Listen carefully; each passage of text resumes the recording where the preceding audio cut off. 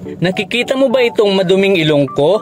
Grabe, ang dami kong blackheads, pimples, and whiteheads.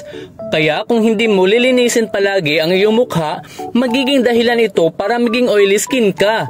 Magkakaroon ng clogged pores, resulting na enlarged pores at ang tone ng skin mo is magiging dull. Alam mo ba kung ano ang dahilan ng pagkakaroon ng poor skin? Sa totoo lang, dahil hindi natin nalilinisan ng maigi ang ating balat.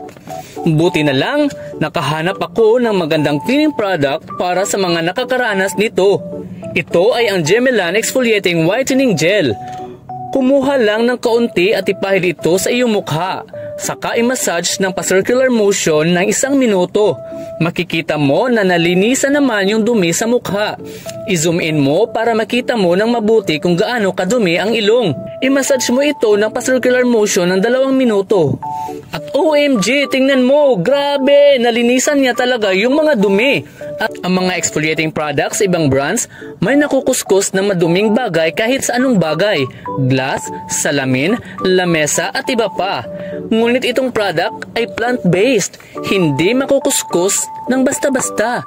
Kung makikita mo kapag kinuskus-kus sa iba ay magiging tubig lamang. Hindi fake na dumi ang nakukuskus na bagay. Talagang skin waste ang tinatanggal nito. Huwag mabahala dahil lahat ng may sensitibong balat at acne skin, mga buntis na babae at mga bata ay maaaring gumamit nitong produkto na ito.